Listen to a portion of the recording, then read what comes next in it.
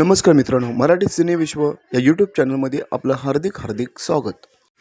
आज आपण बोलणार आहोत मराठी सिने अभिनेत्री आशा काळे यांच्या संबंधी. आशा काळे यांनी 70 ते 80च्या दशकात मराठी चित्रपटसृष्टीत आघाडीच्या अभिनेत्रीपैकी एक म्हणून स्वतःची ओळख निर्माण केली. आशा काळे यांचा जन्म 23 नोव्हेंबर 1948 मध्ये कोल्हापूर गडहिंग्लज येथे झाला होता. त्यांच्या वडिलांची वन कार्यालयात सरकारी नोकरी होती. लहानपणापासूनच काळेंना नृत्याची आवड होती. त्यांनी पुण्यात भरतनाट्यम आणि कथ्थक शिकले.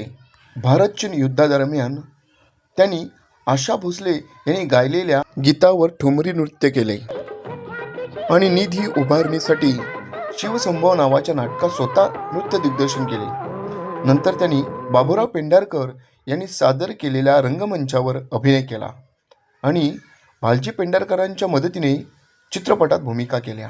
त्याने 1962 मध्ये बायकोचा भाऊ या चित्रपटापासून चित्रपटसृष्टीत पदार्पण केले.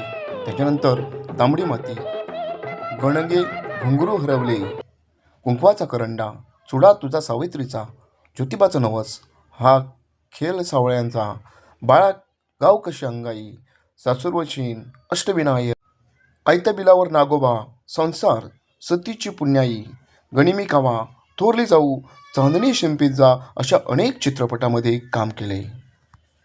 त्यांना 2 महाराष्ट्र राज्य चित्रपट पुरस्कार आणि 1 फिल्मफेअर पुरस्कार मराठी मिळाला आहे. 2010 मध्ये त्यांना महाराष्ट्र राज्य सरकारने व्ही शांताराम जीवनगौरव पुरस्काराने सन्मानित केले आणि फिल्मफेअर मराठी जीवनगौरव पुरस्कार प्रदान केला.